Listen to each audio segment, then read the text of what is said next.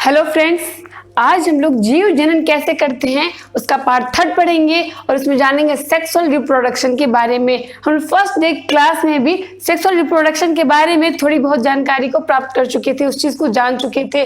आज लेकिन कुछ ऐसी चीजों को भी जानेंगे जो शायद आप नहीं जानते थे या फिर जो जानते थे वो आधा अधूरा जानते थे। तो डीएनए और क्रोमोसोम से जुड़ी हुई कुछ ऐसे बातों को जानेंगे जो कि हर किसी को जानना आवश्यक है। इसलिए आज की वीडियो को स्किप नहीं कीजिएगा, पूरे वीडियो को देखिएगा और आपको लगता है कि सच में बहुत अच्छा है और हर किसी को इस चीज को जानना चाहिए तो वीडियो को जरूर शेयर कीजिएगा। बहुत सारे टीचर इस चीज को पढ़ाने के लिए नहीं चाहते, नहीं पढ़ाते, इसको इग्नोर कर देते हैं, स्किप करके आगे बढ़ जाते हैं। क्यों पढ़ जाते हैं और इसको क्यों स्किप कर देते हैं वो मुझे भी नहीं मालूम है, क्योंकि मैंने जब देखा इसको तो मुझे लगा कि बहुत ही ज्यादा इंपॉर्टेंट है और इस चीज को आप लोग के साथ जरूर शेयर करना चाहिए, इसलिए मैं आज इस वीडियो को शेयर कर रही हूँ। तो चलिए स्टार्ट करते हैं फटाफट। तो देखिए, डीएनए की कॉपी जो होता है, हम लोग फर्स्ट डे ही पढ़ लिए थे कि डीएनए का प्रति कॉपी बनता है। इसके बाद वो प्रति कॉपी यानी कि प्रतिकृति जो होती है वो बच्चे में जाता है माता पिता से। इस चीज को पहले ही देख ली थी। दूसरी बात, कोशिका का संगठन होना भी नए बच्चे के जन्म के लिए कोशिका का संगठन भी आवश्यक था। तो ये दो चीज यानी कि ये पहला बहुत ही महत्वपूर्ण था। दूसरा, जो डीएनए का कॉपिंग हो रहा था यानी कि प्रतिकृति बन रही थी, तो यानी कि जीरोक्स हो रहा था सीधा सीधी। देखिए, किसी बात को एकदम आसान तरीके से समझिएगा तो हमेशा याद रहेगा। तो जब उसका जीरोक्स बन रहा था वो एग्जैक्टली एकदम टू कॉपी जीरोक्स नहीं बन पा रहा था, कुछ ना कुछ चेंजेस हो रहा था जिसको कि वेरिएशंस, विभिन्नताओं के नाम से जानते हैं। तो यानी कि उसका जीरोक्स जो है वो एग्जैक्टली एक्यूरेट नहीं हो रहा था। तो देखिए, क्या चीज एक्यूरेट नहीं हो रहा था, वही एक चीज समझ लीजिए। आप अगर जीरोक्स के दुकान पे किसी चीज को जीरोक्स कराने जाते हैं, जीरोक्स मशीन में उस पेज को डालते हैं तो जो आपका ओरिजिनल कॉपी होता है डिट्टो आपको सेकंड कॉपी भी मिलता है, तो आप उसको बोलते हैं कि फोटो कॉपी है, जीरोक्स कॉपी है। लेकिन यहाँ पे जो हो रहा है कि बच्चे जो होते हैं उस चीज के लिए यानी कि माता पिता से जो डीएनए बच्चों में जाता है उसमें जो डीएनए का प्रति यानी कि ओरिजिनल जो माता पिता के पास है उसका जो प्रति कॉपी बनता है तो उसमें कुछ ना कुछ चेंजेस हो जाता है, एग्जैक्टली वो नहीं बनता है, कुछ ना कुछ वेरिएशंस हो जाता है। वो 100% जो डीएनए है वो 100% डीएनए बच्चों में नहीं जाता है, कुछ ना कुछ चेंजेस हो जाता है। तो ये पहली बात याद रखिएगा, हर बात को ध्यान से देखिएगा कि कितना इंपॉर्टेंट है आपके लिए जानना। इसके बाद क्या, उसमें कुछ कुछ चेंजेस हो गया, 100% एग्जैक्टली नहीं पहुंचा। दूसरा बात, जो एरर रिजल्ट हुआ यानी कि एरर रिजल्ट हुआ तो क्या हुआ कि वो वेरिएशंस हो गया यानी कि बदलाव, कुछ ना कुछ चेंज हुआ तो वो वेरिएशन हो गया। और वेरिएशन जो हुआ वो स्पेसीज को बनाए रखने में बहुत ही महत्वपूर्ण है, वही स्पेसीज को बनाए रखता है। तो देखिए, मान लीजिए पहली बात क्या है कि अगर कोई आदमी है, उसका बच्चा, उसका फेस, उसका गुण सब कुछ अगर उससे मिलता जुलता नहीं है, यानी कि क्या हुआ कि डीएनए का जो ये एरर हुआ वो उससे तो उस बच्चे का फेस नहीं मिलता है, यानी कि उसकी एकदम एग्जैक्टली उसको संरक्षित नहीं किया जा सकता, लेकिन उसके स्पीसीज को बनाए रखने में, उसकी जाति को बनाए रखने में बहुत ही हेल्पफुल है। यानी कि उससे क्या हुआ, उसकी भिन्नताएं तो हुई, विभिन्नताएं जो हुई वो विभिन्नताएं से उसकी स्पीसीज को सुरक्षित किया जा सकता है। मान लीजिए कि मेरा ही बच्चा है और वो मेरा बच्चा मेरे जैसा डिट्टो देखने में नहीं है, वो चेंजेस है, लेकिन ये तो है कि मेरे स्पीसीज को, मेरी जाति को कायम करके रखा है। ये चीज समझिए, उस बच्चा जो है वो हमारी जाति को बना के रखा है। भले उसका फेस नहीं मिलता है, उसका नेचर नहीं मिलता है, उसका कुछ कुछ चेंजेस हो गया है मुझसे, लेकिन क्या है कि मेरी ही पीढ़ी है वो, इस चीज को तो कह सकते हैं ना, यानी कि मेरी जाति को कायम करने में आगे कायम कर पाया, ये चीज हो गया। फिर देखिए, दूसरी बात क्या है कि डीएनए की जो नई कॉपी बनती है, नई प्रतिकृति बनती है, वो क्या करता है कि उसके साथ साथ यानी कि माता पिता के गुण के साथ साथ उसके पिता के गुण भी उसमें आता है। यानी कि कोई बच्चा, नया बच्चा बन रहा है, उसमें उसके माता पिता का गुण आएगा, ये तो फिक्स है। थोड़ा सा ही है, कुछ कुछ चेंजेस हो जाए, वेरिएशंस हो जाए, लेकिन उसके पूर्व पीढ़ी के भी गुण उस बच्चे में आता है। अगर ये ऐसा ही लगातार होते रहता तो क्या होता है, एक दिन मतलब कि अगर मेरे अंदर अगर जो जीन है यानी कि जो डीएनए है वो डीएनए से मेरे बच्चे में डीएनए गया और मेरे से डबल मेरे बच्चे में हो जाएगा, फिर उसके बच्चे में जो होगा उसमें भी उसका डबल हो जाएगा। तो इस तरह से क्या होगा, उसकी पूर्व पीढ़ी से उसका डीएनए जो है वो डबल होते जाएगा। नेक्स्ट जनरेशन जो होता है कि वो होते जाएगा और उसके साथ डबल डीएनए होते जाएगा। इस तरह से तो बहुत ही ज्यादा डबल हो जाएगा और दुनिया में क्या होता कि डीएनए के अलावा कुछ बचता ही नहीं। तो इस चीज का निर्णय भगवान सोचे कि ये कैसे होगा, ये तो फिर डीएनए इस तरह से हो जाएगा तो अनकंट्रोल हो जाएगा, उस पर कंट्रोल करना संभव ही नहीं होगा। तो क्या किया गया, यानी कि जो भी भगवान शरीर का निर्माण तो भगवान के ही द्वारा किया गया है, भगवान ही हम लोग को बनाए हैं। तो ये चीज में इसमें क्या किया है कि विशिष्ट अंग, भगवान क्या किया कि विशिष्ट अंग में कुछ विशेष प्रकार की कोशिका का परत दे दिए। ये विशिष्ट अंग क्या है, ये विशिष्ट अंग आपका रिप्रोडक्टिव ऑर्गेन है। ये रिप्रोडक्टिव ऑर्गेन में क्या होता है कि उसकी संख्या यानी कि क्रोमोसोम की संख्या बाकी कई कोशिकाओं से आधी होती है, यानी कि 23 ही पाया जाता है। चाहे वो मेल हो, ये मेल मान लीजिए है और ये फीमेल है, तो इसमें भी क्या पाया जाएगा, 23 ही क्रोमोसोम पाया जाएगा। यानी कि विशिष्ट अंगों में कुछ विशेष प्रकार की कोशिका परत होती है जिसमें कि कई कोशिकाओं की अपेक्षा क्रोमोसोम की संख्या आधी होती है और उस तरह से डीएनए की संख्या भी आधी हो जाती है।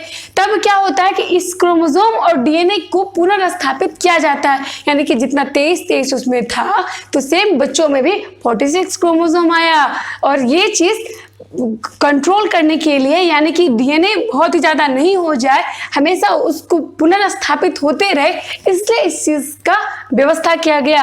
तो ये जो है कि ये 23 यानी कि पूरे शरीर में, यानी कि बाकी कई विशिष्ट अंग में यानी रिप्रोडक्टिव ऑर्गेन में बाकी सब जगहों की अपेक्षा कोशिका की परत उसमें होती है, जिसकी वजह से उसमें क्रोमोसोमों की संख्या कम होती है, आधी होती है। अब ये चीज समझ गए। अब आपसे मेरा एक क्वेश्चन है कि आप ये बताइए कि आपके ये शरीर में किस जगह क्रोमोसोम पाया जाता है और उनकी संख्या कितनी है, जरा सोचिए। मेरा क्वेश्चन था कि क्रोमोसोम आपके शरीर में कहाँ पाया जाता है, आपके शरीर के किस भाग में क्रोमोसोम है। आप कहते हैं कि आपके शरीर में 46 क्रोमोसोम है, 46 यानी कि 23 पेयर, यही जानते हैं ना कि 23 पेयर क्रोमोसोम है, 46 क्रोमोसोम है। तो ये 46 क्रोमोसोम कहाँ है आपके शरीर में, किस बॉडी के पार्ट में है। अगर आपका आंसर ये है कि रिप्रोडक्टिव ऑर्गेन में, रिप्रोडक्टिव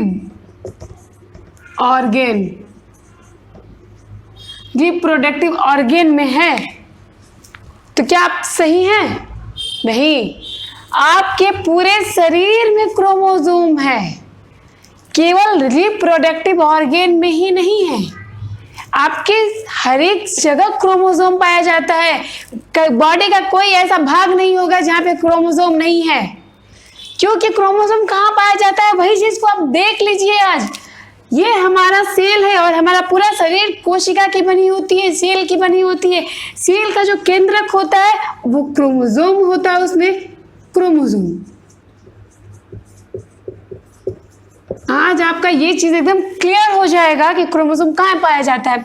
ये सेल हो गया, हमारी कोशिका हो गई, और इस कोशिका में क्या होता है, केंद्रक में क्रोमोसोम होता है और क्रोमोसोम के अंदर क्या होता है, डीएनए होता है। ये डीएनए होता है, ठीक है। तो आपकी शरीर जब कोशिका की बनी हुई है, पूरे शरीर में कोशिका है, यानी कि कोशिका से ही ऊतक बनता है, टिश्यू बनता है। तो ये पूरे कोशिका में जब हमारा क्रोमोसोम, उसके केंद्रक में क्रोमोसोम है, उसके भी अंदर डीएनए है, तो क्या आपके शरीर के हर एक पार्ट में क्रोमोसोम नहीं है? तो क्या आपके पूरे शरीर में, अब क्वेश्चन मेरा दूसरा ये, क्या आपके पूरे शरीर में 46 क्रोमोसोम ही है? आप यही पढ़ते आ रहे हैं ना कि 46 क्रोमोसोम होते हैं। ये 46 क्रोमोसोम क्या है, 23 पेयर जो क्रोमोसोम होते हैं वो क्या है, उसी चीज को समझना है अभी। तो देखिए, कोशिका की एक सेल यानी कि ये कोशिका है, इनके प्रत्येक सेल में 46 क्रोमोसोम पाई जाती है। यानी कि कोशिका में, हमारे शरीर में अरबों खरबों कोशिका है, उसकी तो गिनती नहीं है। और और ये जब इतनी कोशिका है और कोशिका के प्रत्येक कोशिका के केंद्रक में क्रोमोसोम है और उसके भी अंदर डीएनए है, तो फिर आप ये कैसे कहते हैं कि 46 ही है? वो आप इसलिए कहते हैं क्योंकि एक सेल में 46 उतने क्रोमोसोम को काउंट नहीं कर सकते हैं। हम केवल क्या बोलते हैं कि हमारे शरीर जो है कोशिकाओं की बनी हुई होती है, उसी तरह से प्रत्येक कोशिका में क्या होता है 46 क्रोमोसोम होते हैं। इसीलिए हम लोग जानते हैं कि हमारे शरीर में 46 क्रोमोसोम है, लेकिन हमारे शरीर में केवल 46 ही नहीं है, खरबों क्रोमोसोम है। उसको काउंट करने के लिए बहुत बड़ा कैलकुलेशन करना पड़ेगा आपको, तो ये कैलकुलेट करना प्रॉब्लम है। इसीलिए क्या किया गया कि 46 यानी कि एक सबको तो गिनती नहीं कर सकते हैं ना, इसीलिए एक चीज को क्या किया गया, एक सेल में कितने क्रोमोसोम पाए जाते हैं, तो ये 46 क्रोमोसोम पाए जाते हैं। इसीलिए कहते हैं कि हम लोग के अंदर 46 क्रोमोसोम होता है। और ये क्या होता है कि एक सेल में होता है, यानी कि हमारे शरीर में भी बहुत सारे क्रोमोसोम है। जिस तरह से कि हमारी पूरे शरीर बहुत सारी कोशिकाओं से मिलकर बनी हुई है, तो जितनी कोशिका सबके कोशिका के केंद्रक में क्रोमोसोम है और उसमें फिर डीएनए है। तो ये चीज आपको कोई नहीं बताएगा, कभी नहीं बताएगा, और जब तक कि आप चीज को समझेंगे नहीं, आप उस चीज को जानेंगे नहीं। तो ये लेकिन अब रिप्रोडक्टिव ऑर्गेन जो होता है, यानी कि जो रिप्रोडक्टिव ऑर्गेन हो गया, समझिए कि ये आदमी है, जो रिप्रोडक्टिव ऑर्गेन होता है, उस ऑर्गेन में क्या होता है कि केवल 23 ही होता है। और ये 23 क्यों होता है? क्योंकि अगर इसमें भी अगर 46 रहता तब तो फिर इसको कंट्रोल करना मुश्किल हो जाता, क्योंकि इस आदमी से कोई लड़की है या कोई लड़का, यानी कि माता पिता से ही बच्चों में क्रोमोसोम जाते हैं, डीएनए जाता है, उसको लेके क्या चीज मैसेज, उसकी जो गुण है उसमें मैसेज भरा होता है डीएनए में कि हाँ मेरे बच्चे में मेरा ये डीएनए से मैसेज जाएगा, यानी कि उसके गुण को, उसके आकार की, उसके बॉडी के स्ट्रक्चर को निर्धारित करता है डीएनए, तो डीएनए से ही वो जाता है। तो ये चीज क्या किया गया कि अगर 46 रहता तो ये अनियंत्रित हो जाता।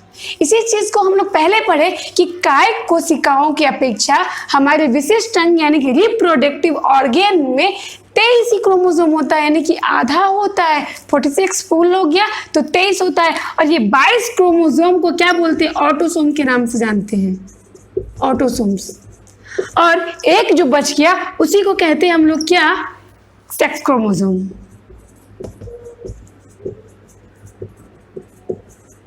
इसी को कहते हैं हम लोग सेक्स क्रोमोसोम। ये हो गया कि 22 जो ऑटोसोम के नाम से जानते हैं क्रोमोसोम को, और एक जो होता है वो सेक्स क्रोमोसोम होता है, और वही निर्धारित करता है कि लड़का होगा या लड़की होगी। तो लड़कियों में XX क्रोमोसोम होता है और लड़कों में XY होता है, यानी कि बच्चे का ये निर्धारण भी इस ऑर्गेन से जो क्रोमोसोम निकलता है वही क्रोमोसोम निर्धारित करता है कि लड़का होगा या लड़की। लड़की में तो XX ही है, लेकिन लड़का में XY 2 तरीके के क्रोमोसोम होते हैं। अब आपको ये क्वेश्चन का आंसर मिल चुका होगा कि लैंगिक जनन प्रणाली क्यों आवश्यक है।